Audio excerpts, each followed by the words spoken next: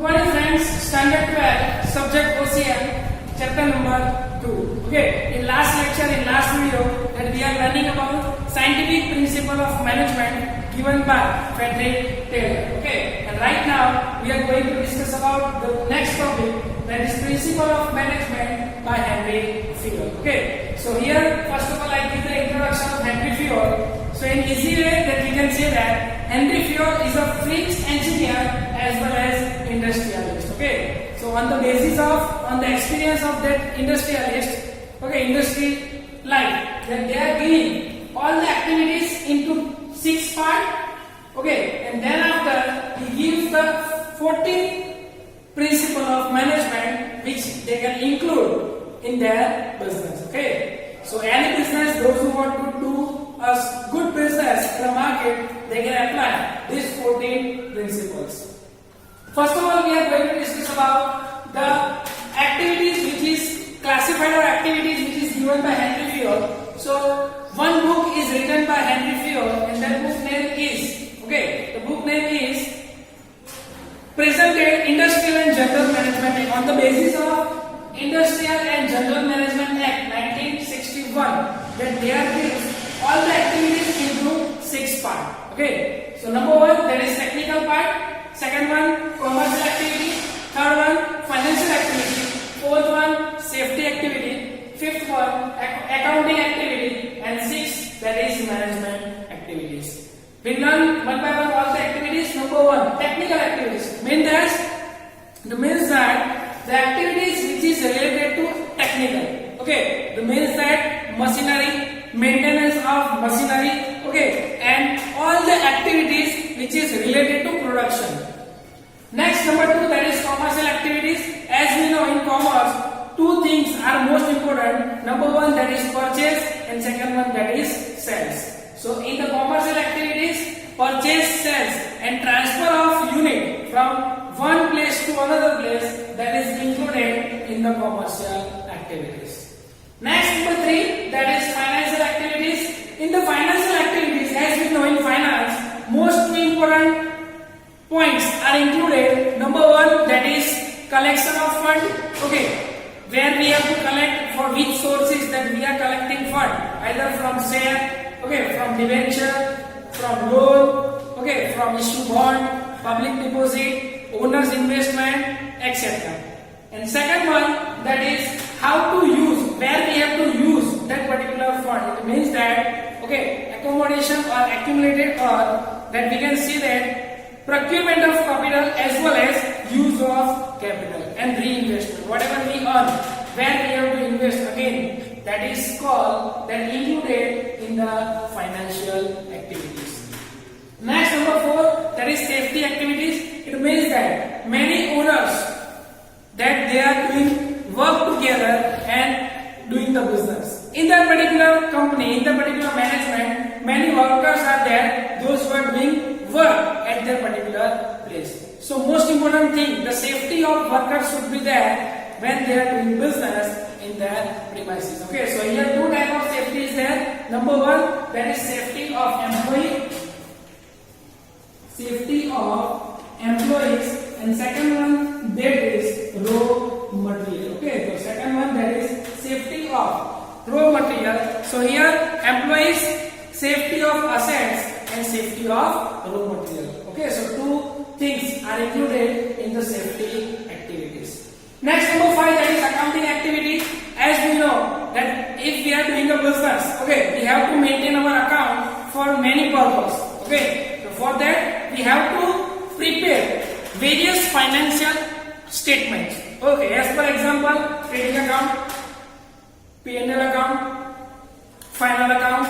Okay, balance sheet, that we can say the balance sheet, and various type of statement. For example, cash flow statement, fund flow statement, that all the statements that we have to prepare in the accounting activities, because with the help of that accounting activities, they are taking the decision related to future in the present in the business. And last one, that is management. Okay, if you want to do all the activities in a better way, what we have to do? We have to do a better management. And as we discussed earlier, management is an art Okay, it is an science. Okay, principle is there. It is an art. Then we can do the work from other people.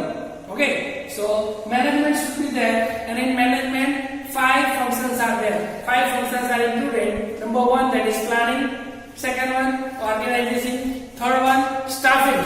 Number 4, that is directing, and fifth one is controlling. Another coordination, reporting, budgeting are there, but they are sub part of this 5. But the main 5 is planning, organizing, directing, controlling, and staffing. Okay. So here, this is the 6 particular activities which is derived or classified by Henry Fayol in that particular study. Now, the second topic is that they give the 14 principle of management. What they give? They give the 14 principle of management, and they, on the basis of that experience, they told that if any businessman, those who are use these 14 principles in their business, they can do a better business. Okay, they can do a better management in their business. Okay, so here, first of all, we draw the pyramid. Okay, the pyramid of level of management. What we do here, I write level of management, because when I discuss many points of this 14, we are using this particular triangle. Okay, so here I am drawing one triangle. It is also included in first chapter also. So here, that is top management. Okay, here middle level management, and lastly that is bottom level. Okay,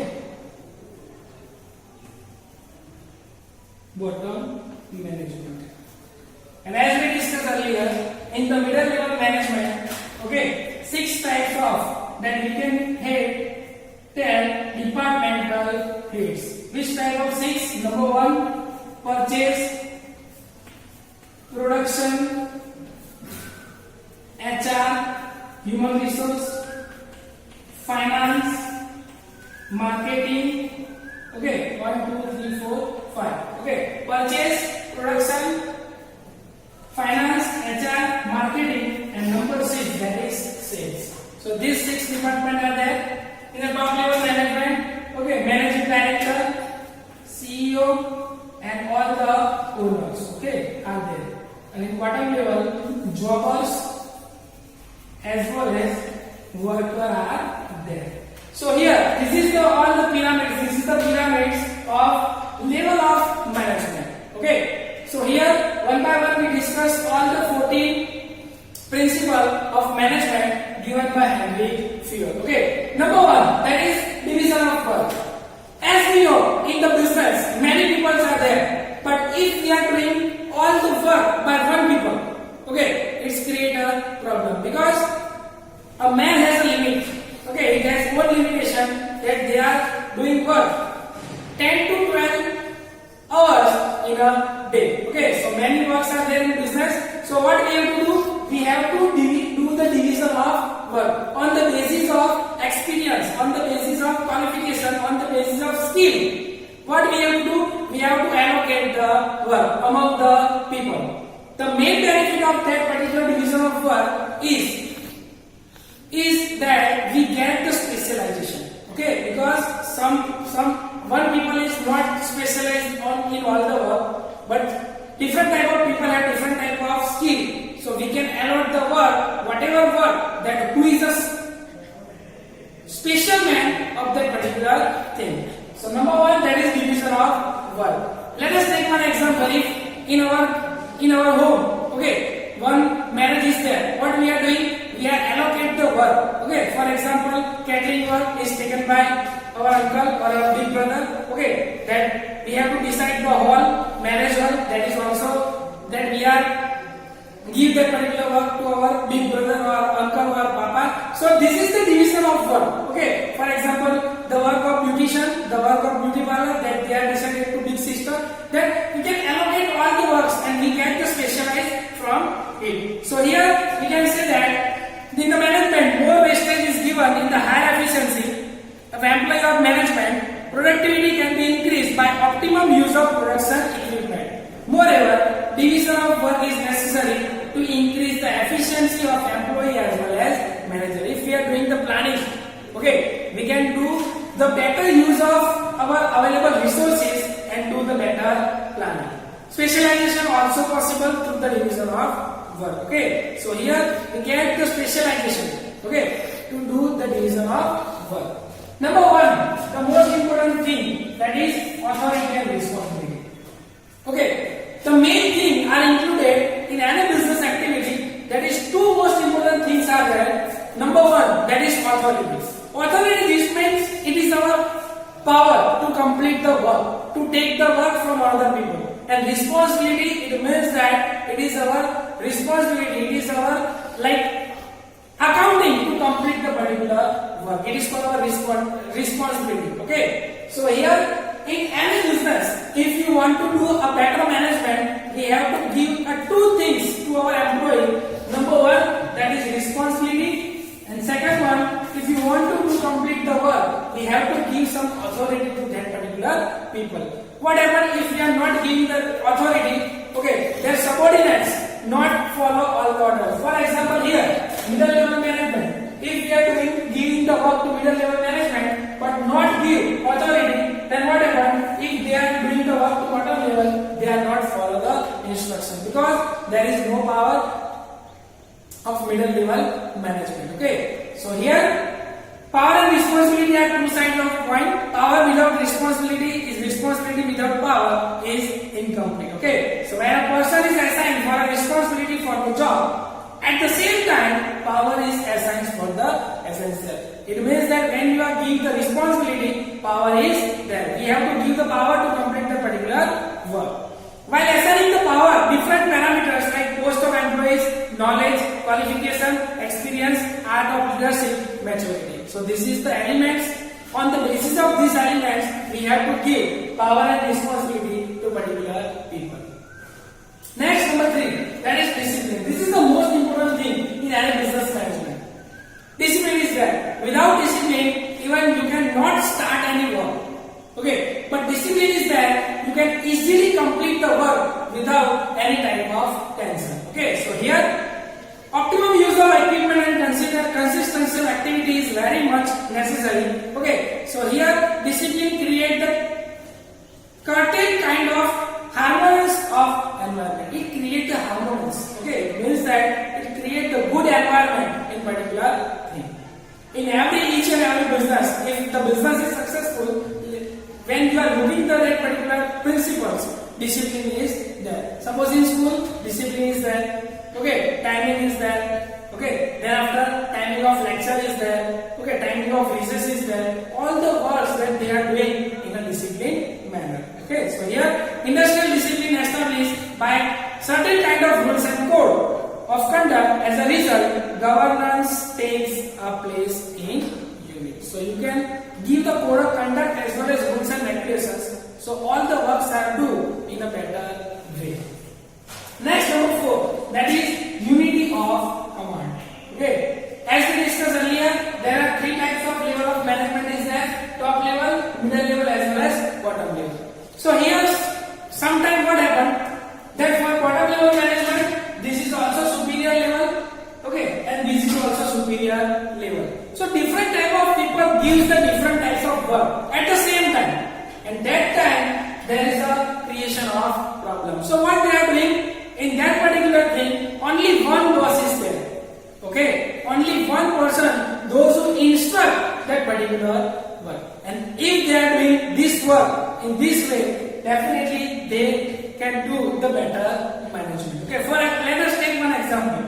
Okay, suppose I am standing over here. Okay, so in superiority of me, supervisor, Pradeep sir is there. Then principal, Sailesh sir is there. Then director, Jagjit sir is there. Okay, and then secretary. Okay, our VK Dada is there. All the person, those who are superior of me. It means that whatever instruction is given by the 4 people, I have to follow it. Definitely. Okay, but if they are give 4 work at the same time, okay, 4 work at the same time, then I am confused. Okay, by whom I follow? one person is there, those who are giving the instruction, then it is very easy for me to follow the instruction of him. Okay, in company also, okay, various types of level are there. But if they are decided previously, then who is follow whom, okay, or who is give the instruction of whom, okay, it's a better management and unity of command is there. Okay, let's see. Employee cannot follow order from more than one superior. Hence, this principle shows that employees should get order from only one superior for any job or activity. That they have to follow only one instruction of anyone.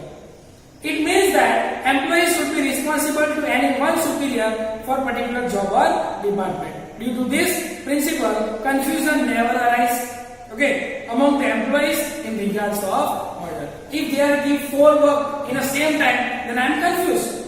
But if level of unity of command is there, then it is decided that I have to follow this person. Then it is so easy to me to do the work. Okay. Next one, that is unity of direction. Same one, it is same as that only one person is there, those who are give the direction to do the work in our business management. Okay. So let's see. Planning is the outline of future. It can be done through the job division and specialization. If the deviations are found during the planning, then direction guidelines is provided. Those directions should be given by superior authority only. And there is one person or only few persons are there, those who are give the direction. And there unity of direction is there. Only one person is there, those who are give the various types of direction to their employee, okay, on the basis of that directions, deviations, okay. So here 5 different types of principle is there. Next, number 6, that is subordinations of individual interest to the general interest. It means that whatever work that they are doing in a business management, they have to do the work, okay, in front of all the people. It means that do not do any activity which is for individual interest. Okay, it means that we have to not do any activities which is for our personal use, which is for our personal benefit. Okay, we have to do that type of benefit, we have to do that type of work which is benefited to all the employees as well as industry. Okay, so let's see here. Management is a collective activity. So here there should be coordination between person and department. So this result in easy activity of both of the business unit. This principle shows that interest of individual or employee group should be considered as subsidiary against the interest of whole unit. Whatever we have to do the work that we have to do on the whole interest, general interest. Okay. And last, number 6, remuneration of personnel. In the remuneration of the personnel, the principle shows that whatever work that any employee they are doing work in our business, they have to give the remuneration according to their work. But it should be ideal. Okay, it is higher than the minimum wage rate according to their education qualification as well as their experience. We have to give the various types of remuneration to our employees. Okay, so here remuneration means the return against the service provided by employees. According to this principle, remuneration to employee of the company should be suitable. Ideal payment of wages make the stronger relationship between the owners as well as employee. As we discussed here, okay, mainly there are 2 types of people are there. Number 1, those who are owner. And number 2, those who are employee. The main goal of any owner is to earn highest profit, but the main goal of any employee is to get highest salary. And that's why between 2 people, between 2 groups, conflicts are there. So this principle shows that we have to give that type of salary, that type of remuneration, that management also happy, owners also happy to do the work, and workers are also happy to do the work at their premises. Okay. Next one. All the employees do not work with the same efficiency of unit. There are some different employees who are giving more production and doing more work. There should be the compromise against their efficiency. By doing this, worker turnover rate is decreases. If we are doing a good salary to the employees, worker turnover ratio, okay, that is decreases, and whatever worker turnover ratio decreases, it's good for the management, because if new people are coming there, then we have to give the training to our people, and that is expensive. Okay. Next one, that is we have to give the promotional scheme like bonus, profit sharing, representation in the managerial committee should be implied for the skilled worker. If any skilled worker is there, okay, good employee is there, we have to give either good money, it means that monetary benefit, otherwise non-monetary benefit. Okay. Here 7 points are there.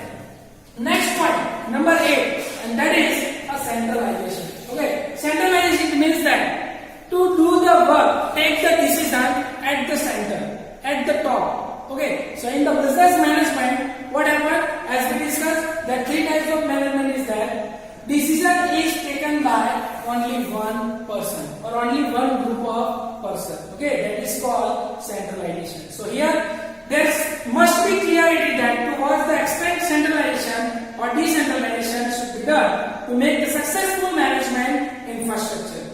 If powers are not delegated to the decentralization, it means that any person, that management, top level person, not give any powers to their subordinates. Okay, it means that all the powers, all the decisions are taken by only one group of person. That is called centralization. Okay, so here if the power are not gives delegated, it is called centralization. To make the best use of employee strength, principle of centralization should be adopted. Centralization has low success ratio in grant size unit. Hence, centralization and decentralization is done as per the size of unit. See, centralization is useful when the small organization is there. Group of people is small. But when group of people is more, for example, 1,000 people are there, then it is too difficult to take all the decisions at a one center point. Okay, so depend on the groups of people, depend on size of organization, then we have to take the order. Okay, we have to take the power. Next, number 9, scalar change. It means that whatever work that they are doing in a business organization, it should be in a uniform way. Okay, for example, top level management, if they do all the transactions, all the work to middle level management do the work with the help of bottom level management. Whatever work that they are doing by bottom level management, they give report, okay, to the middle level management, and middle level management they are collect all the report and send to top level management. Okay, so this is all about scalar chain. It means that whatever work that they are doing in the uniformity. Okay, so here the principle of emphasis is on the creating chain from top level management to bottom level management. So here top level management to bottom level management. Next one, chain of power from higher administrative office to bottom level management, and power and responsibilities should be vice versa as per the representative level. Employee working in a unit should be aware of who is responsible to whom. As a result, scalar chain occurs by moves top level to bottom level and bottom level to top level. Okay, so here if they are give the order, it is top level to bottom level, and if we are doing a submission of reporting, that is bottom level to top level. Okay, so this is all about scalar chain. Next, that is order. See, here in order, 2 types of order is there. Okay, in order, that is 2 type of order is there. Number 1, that is order of raw material. It means that in a production, we have to give a sufficient order to continue our production work. Okay, and second one that is most important, and second one is people. Okay, people, that means employee. So in order, we have to give a 2 important things. We have to maintain a 2 important things. Number 1, that is raw material. Second one, that is people. It means that in our business organization, okay, there is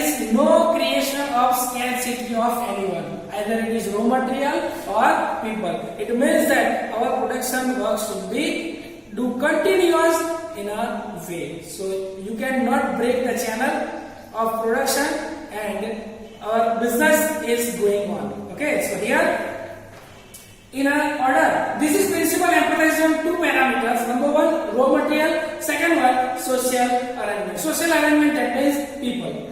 Each part of raw material should be its appropriate place. Likewise, skilled employees should also be placed at the right place. As we discussed in last lecture, in the last video. Okay, whatever work, who is a special person is there, we have to give that work to particular people. And in this video, in this particular thing, division of work, this point is included in that particular thing. Okay. Next one, arrangement should be done for the recruitment of suitable employee in a suitable place. Next one, that is equality. See, this is the most important principle in any business organization. Okay, that is equality. It means that equality among all the employees. Okay, no one is here. Okay, so here equality, that means whatever work that they are doing in the business organization, all has a equal importance. According to their experience, according to their qualifications, different importance is there. But those persons who are included in the same department, there should be in equal importance. Okay, as we know that in any management director as well as worker, both importance are different. Okay, but in worker department, all the worker have different importance. Okay, so this is a work of equality. So here, employee as a part of management system. Since the employee are human being, practical approach should be adopted to handle them. Superiors should behave appropriately and uniformly, like taking work from them. Efforts should be made to establish equality in unit by uniform way instead of legal as well as traditional way. So we have to do the work in a modern time. Okay, not take any work. Okay, in a traditional way. It means that equality should be there. All are equal in our business. Okay, in our management. Next one, that is stability of personnel tension. It means that whatever work that we are doing, okay, it should be in a stable. Okay, employee is our good assets. Employee is our real assets. So we have to stable our employee. We have to maintain our employee for the longer period of time. So we have to give extra benefit, either like salary, okay, bonus, remuneration, financial or non-financial incentive to maintain the employee. So here, personal and stable employees are the assets of any business. An employee can develop himself by remaining to one unit and contributing in the achievement of the goals of the business unit. As the employee remains for a long time in any unit, his knowledge of the system results into more productivity and also decrease labor turnover ratio. So if we have stabilized our employee for the longer period of time, okay, so it is our good assets, it's our real assets, and labor turnover ratio is decreasing. If labor turnover ratio is decreasing, our training expense is decreasing. Next, number 13, that is initiative. It means that any person, those who are initiative in their work, we have to give the opportunity to them to do the work. Okay. So here we have to give the chance of any person, those who are doing the initiative work in our business, whether he or she is whatever level of management. If they have a creative idea, we have to adopt that creative idea and we have to adopt that particular things in our business. Okay. So here the industrialists should be provide such atmosphere that initiative may be encouraged. We have to give the atmosphere to do the work. For example, if it is in a hospital, we have to give a safety kit, PPE kit, so they can do a better work in their particular things. In whole day job is there, then we have to give a refreshment time, recess time. Okay, if it is possible, we have to do the arrangement of their breakfast as well as lunch. So it is a one type of reason to stabilize your assets. Okay, to stabilize your assets. So initiative that should be there. Okay, and last one, that is in spite to It means that whatever work that they are doing of any employee. See, one thing is that any employee is human being, and human being is need to their social gathering. Okay, so we have to create that type of environment that all the people are doing work together. Okay, they are maintaining the like formal as well as informal relation. There should be for informal relation also should be there, so they can do work in a best way. Okay, so here success of any industry unit lies in a mutual relation between the manager as well as employees. Hence, there should be harmony in both the class. There should be harmony is there. Understand should be there. Managers should generate the group feeling among the employees. If all employees will work together, then achievement of goal become easy. It means that when they are doing a work as a teamwork, okay, they get the success and develop their business entire the world. Okay, so every employee is our assets that we have to maintain it. We have to feel like they are a family member of the particular thing. Okay, so here what we learned today. So here first of all, principle of management by Henry Ford. In that particular topic, number one, that they are divide all the activity into 6 parts like technical, commercial, financial, safety, accounting as well as management. And as Henry Ford is an industrialist as well as French engineer, they give the 14 principle of management according to their experience. Okay, and finally they give the advice that according to your size of business, okay, according to your size of business as well as nature of business, we have to adopt all the types of principles.